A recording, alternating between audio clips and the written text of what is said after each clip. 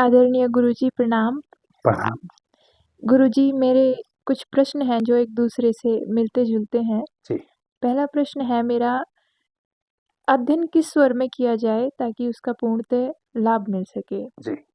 और मंत्र का उच्चारण किस स्वर में करें? मंत्र को किस स्वर में सिद्ध किया जाए ताकि उससे पूर्णतः हम लाभ ले सकें? बहुत अच्छा प्रश्न है आपका। सभी मित्रों को मेरा प्रणाम। आदरणीय श्रेष्ठा जी, आपने बहुत अच्छा प्रश्न पूछा है। इस प्रकार के प्रश्न मुझे भी कई मित्रों के द्वारा आए हैं। इस प्रकार के प्रश्न आपके अतिरिक्त भी कई मित्रों ने मेरे से किए हैं।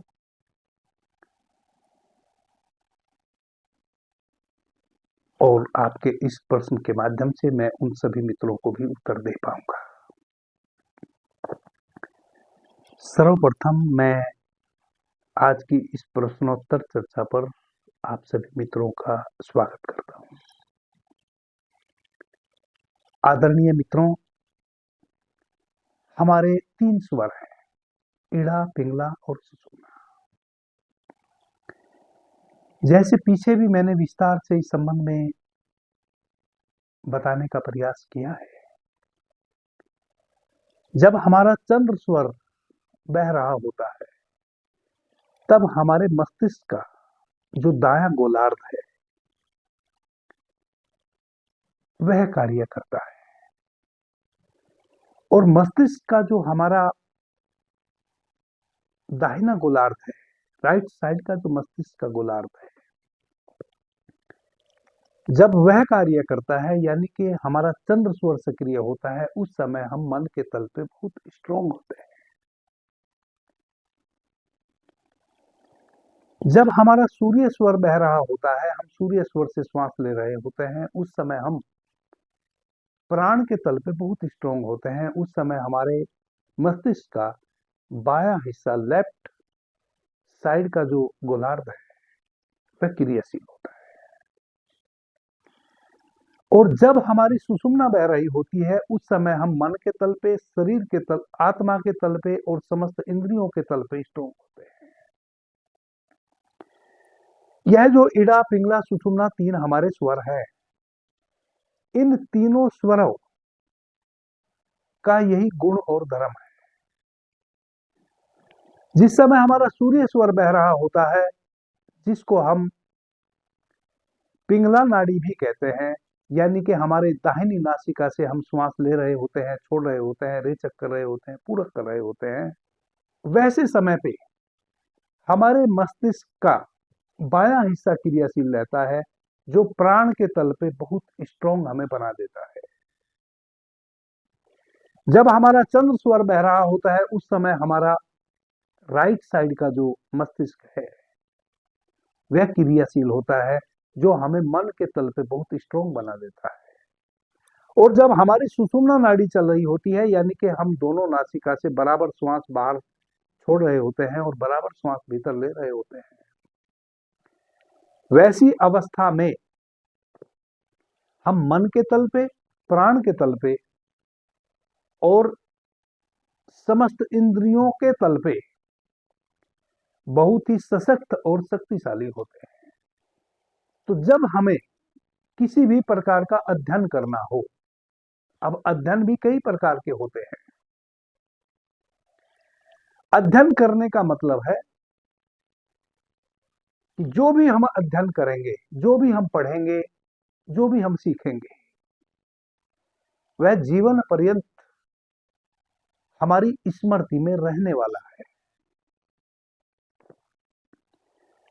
अब जो भी हम अध्ययन करें वह हमारी स्मृति में जीवन पर्यंत रहे, ऐसा ही आपका प्रश्न है कि हम किस स्वर में अध्ययन करें कि जीवन पर्यंत जो हमने अध्ययन किया है वह हमारी स्मृति में बना रहे। अब चाहे वह हमारे सिलेबस की किताबें हों, पुस्तकें हों, या हम कोई संगीत सीख रहे हों, नृत्य सीख रहे हों, किसी भी प्रकार की कला सीख रहे हों, कोई भी पठन पाठन का कार्य कर रहे हो, सीखने का कार्य कर रहे हो, जितने भी सीखने के कार्य हैं, आप विज्ञानवेत्ता हैं, आप इंजीनियर बनना चाहते हैं, मैकेनिक बनना चाहते हैं, आप प्रोफेसर बनना चाहते हैं, आप टीचर बनना चाहते हैं, आप डॉक्टर बनना चाहते हैं, जो भी आप अपने जीवन में बनना चाहते हैं, उससे संबंधित जो भी आप अध्ययन करते हैं, उन सभी अध्ययनों को हमें चंद्र स्वर में जब पृथ्वी तत्व बह रहा हो तब करना चाहिए। क्योंकि चंद्र स्वर शीतलता का प्रतीक है, सौम्यता का प्रतीक है। एग्रेसिव स्थिति में हम कभी भी किन्हीं भी चीजों को अपने अध्ययन में नहीं ला पाएंगे। जब हमारा चित्त एग्रेसिव हो, हम कठोर अवस्था में हो, क्या आप वैसे समय में किसी भी अध्ययन अध्यापन को कर पाएंगे? नहीं कर पाएंगे। कोई भी कला आप सीख पाएंगे? नहीं सीख पाएंगे। जितने आप सौम्य होंगे उतने ही आप ज्यादा ग्रहणशील होंगे। सौम्यता प्रदान करता है चंद्र स्वर, और जैसे ही चंद्र स्वर बहता है, आप चंद्र स्वर में अध्यापन का कार्य शुरू करते हैं, तो आप ज्यादा ऑब्जर्व करने की स्थिति में हो जाते हैं। जब भी आप सौम्य होंगे तब आप चीजों को समझने की स्थिति में होते हैं, आप सहज होते हैं, और जितने अधिक आप सहज होते हैं उतना ही आप गहनता से चीजों को समझ पाते हैं। और पृथ्वी तत्व क्यों? क्योंकि पृथ्वी तत्व जो है, जब पृथ्वी तत्व बह रहा होता है तब हमारे जीवन में किन्हीं भी चीजों में स्थायित्व होता है। इसका मतलब यह हुआ कि जब हमारा चंद्र स्वर बह रहा हो, हम सौम्य हो, अधिक ग्राहक हो, एक्सेप्टेशन की स्थिति हमारी अधिक हो, वैसी अवस्था में हमारे स्वर में पृथ्वी तत्व भी बह रहा हो, तो जो भी हम अध्ययन करेंगे वह हमारे जीवन में स्थायित्व का कारण बनेगा। यानी कि वह अध्ययन किया हुआ हमारे भीतर ठहरेगा, हम भूल नहीं जाएंगे, वह हमारी स्मृति में सदैव सदैव बना रहेगा। क्योंकि पृथ्वी तत्व जब बह रहा होता है, पृथ्वी तत्व का मतलब होता है स्थायित्व। तो जब हम पृथ्वी तत्व भी बह रहा हो और चंद्र स्वर बह रहा हो, चंद्र स्वर में पृथ्वी तत्व का निग्रह हो रहा हो, वैसी अवस्था में कोई भी विद्या हम सीखना चाहते हैं या किसी भी पुस्तक का हम अध्ययन करना चाहते हैं, वह हमें शब्द से ज्ञात हो जाएगा, हमारी स्मृति में सदैव के लिए व्याप्त हो जाएगा। आप भुला के भी उस समय ग्रहण की हुई चीजों को भुला नहीं पाएंगे। तो जितने भी अध्ययनरत छात्र छात्राएं हैं या किसी भी प्रकार का संगीत, नृत्य, कोई भी कला आप सीख रहे हैं, किसी भी प्रकार की पढ़ाई, एजुकेशन आप प्राप्त करने के लिए स्कूल, कॉलेज, यूनिवर्सिटी अध्ययन के लिए जा रहे हैं, आप चंद्र स्वर में जब पृथ्वी तत्व बह रहा हो तब यदि अध्ययन अध्यापन करें तो अधिक से अधिक ग्रहण कर पाएंगे, क्योंकि उस समय आप अधिक ग्रहणशील बन पाएंगे। अब फिर ऑटोमेटिक एक दूसरा प्रश्न मित्रों के माध्यम से खड़ा होने वाला है, उसका भी उत्तर मैं दिए ही देता हूं। वह क्या है? वह है पृथ्वी तत्व तो केवल 20 मिनट ही बहता है। आपके जो स्वर हैं, यदि आप स्वस्थ हैं, प्रत्येक तल पे आप स्वस्थ हैं, मन के तल पे, शरीर के तल पे, तब आपका एक स्वर 1 घंटा बहता है 2.5 घड़ी। यदि चंद्र स्वर बह रहा है तो 2.5 घड़ी 1 घंटा बहेगा, उसके उपरांत सूर्य स्वर शुरू हो जाएगा। और आप किसी भी स्कूल, कॉलेज, यूनिवर्सिटी में अध्ययन के लिए जाते हैं तो 4-6 घंटे तो आप अध्ययन करते हैं। अब उस 1 घंटे में जो आपका जल तत्व या आपका चंद्र स्वर या सूर्य स्वर जो 1 घंटा बह रहा है, उसमें केवल 20 मिनट के लिए आपका पृथ्वी तत्व बहेगा। तो वैसी अवस्था में क्या करें? अध्ययन तो आपको 4-6 घंटे प्रतिदिन करना है।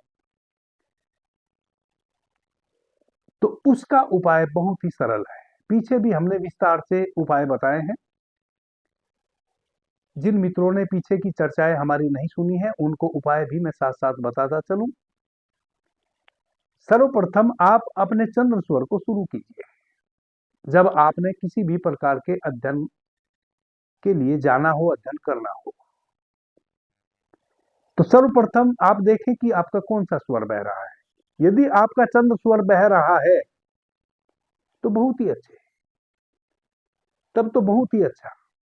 और यदि नहीं बह रहा है तो चंद्र स्वर को आप शुरू करें। कैसे करेंगे?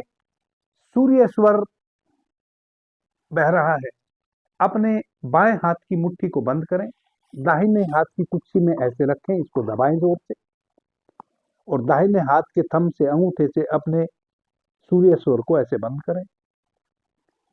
चंद्र स्वर से ही श्वास लेवें और चंद्र स्वर से ही श्वास को बाहर छोड़ें, यानी कि रेचक पूरक आप अपने चंद्र स्वर से करें।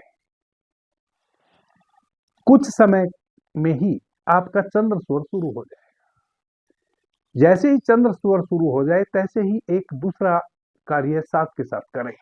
साफ स्वच्छ मेडिकल स्टोर से रुई लेके रखें।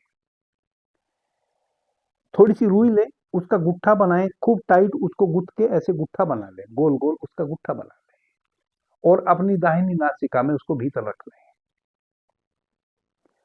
अब जब तक वह रुई का गुट्ठा आपकी दाहिनी नासिका में रखा हुआ रहेगा, जितने घंटे आप उसको रखे रहेंगे, उतने घंटे आपका निरंतर चंद्र स्वर ही बहता रहेगा। और यदि जब आप अध्ययन करने जा रहे थे चंद्र स्वर पहले से ही बह रहा था, तब भी सूर्य स्वर चूंकि परिवर्तित हो जाएगा कुछ समय पश्चात, तब आप अपने सूर्य स्वर को बंद कर लें रुई से। यदि आप इस प्रकार से अपने विपरीत स्वर को रुई से बंद कर लेते हैं, तब आपका वह स्वर जब तक आप उसको रुई से बंद करके रखेंगे नहीं बहेगा। तो स्वर को आप अधिक देर तक इस प्रकार से बहा सकते हैं। जब तक आपने अध्ययन करना हो, आप अपने चंद्र स्वर को सक्रिय रख सकते हैं। अब आ जाते हैं पृथ्वी तत्व। इसी चैनल पर पृथ्वी तत्व को हम अपने भीतर कैसे बढ़ाएं, उस संबंध में हमने चर्चा की थी। तो कैसे पृथ्वी तत्व का ध्यान आपको करना है, अपने मूलाधार चक्र पे ध्यान करते हुए कैसे आपको पृथ्वी तत्व को बढ़ाना है, आप उसका अभ्यास करें। कुछ दिनों के अभ्यास में जितने समय तक फिर आप चंद्र स्वर को सक्रिय रखेंगे, उतने समय तक आपका पृथ्वी तत्व भी सक्रिय रह जाएगा। उसके लिए आपको पृथ्वी तत्व का ध्यान करने की अनिवार्यता है। आप कुछ दिनों का अभ्यास करें, पृथ्वी तत्व का ध्यान करें। इसी चैनल में पीछे पृथ्वी तत्व का ध्यान कैसे करें, उस संबंध में मैंने विस्तार से चर्चा की है। कैसे आप अपने पृथ्वी तत्व को बढ़ाएं। अब मां श्रेष्ठा का दूसरा प्रश्न, किसी भी मंत्र का उच्चारण हम किस स्वर में करें कि अधिक से अधिक लाभ हम ले पाए। आदरणीय मित्रों, कई प्रकार के मंत्र होते हैं। अलग अलग मंत्र अलग अलग स्वर में हमें उच्चारित करने चाहिए। जैसे यदि आप स्वयं के लिए यदि आप किसी इस प्रकार के मंत्र का उच्चारण कर रहे हैं जो आपको आत्मिक सुख देने वाला हो,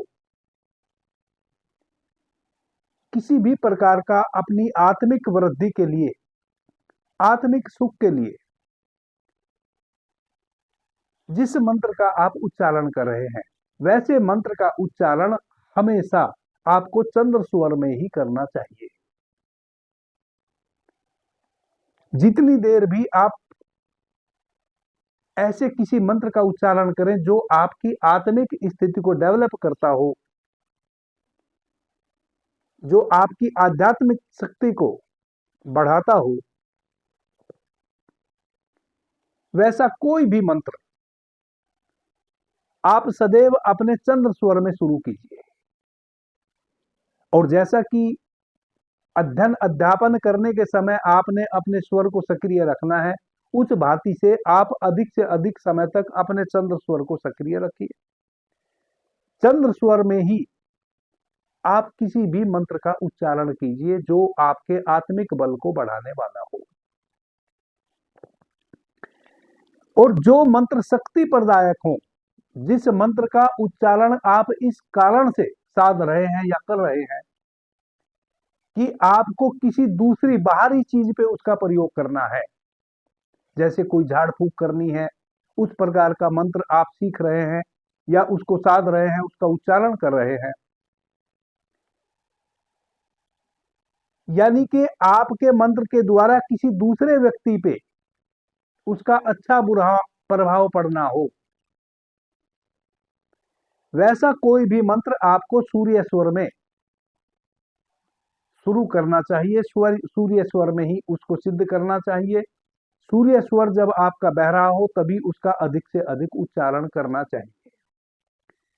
अब सूर्य स्वर को हम कैसे अधिक से अधिक समय तक सक्रिय रखें, उसकी वही विधि है जो चंद्र स्वर को अधिक समय तक सक्रिय रखने की विधि है। अब यदि आपने ऐसे मंत्र का उच्चारण करना है जिसको दूसरे व्यक्ति पे अप्लाई करना हो, आपने जिस मंत्र का उच्चारण आप करें तो दूसरे के मन मस्तिष्क पे उसका अच्छा या बुरा प्रभाव पड़े,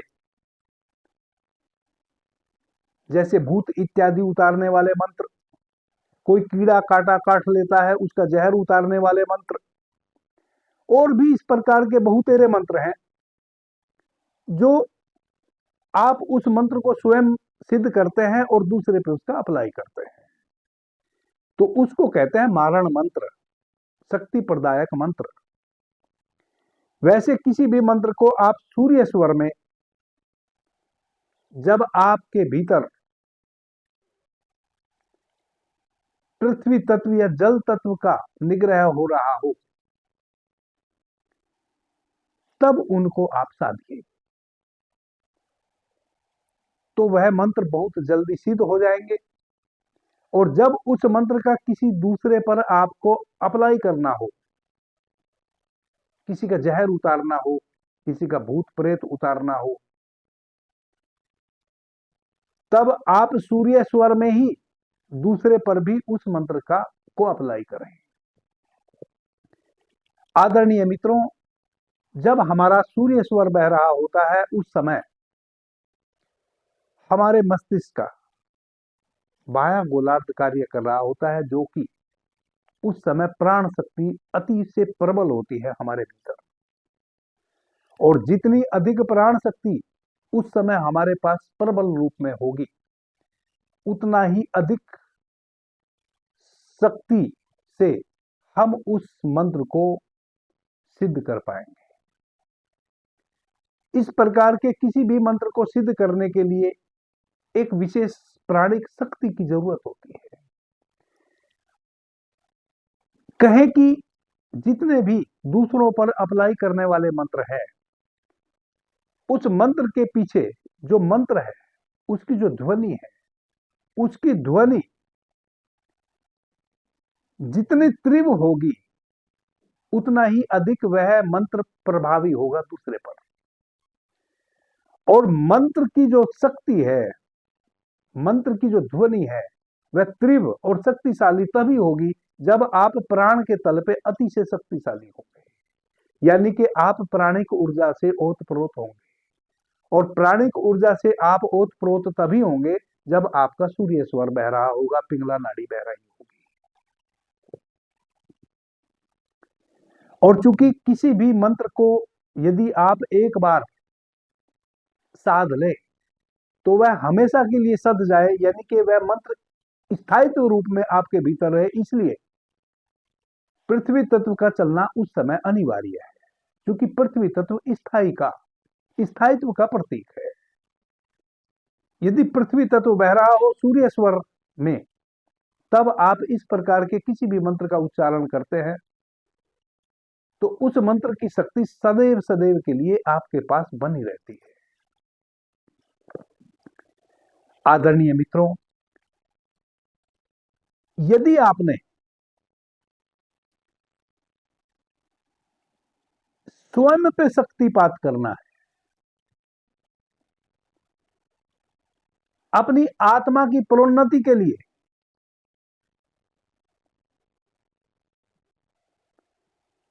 स्वाध्याय करना है,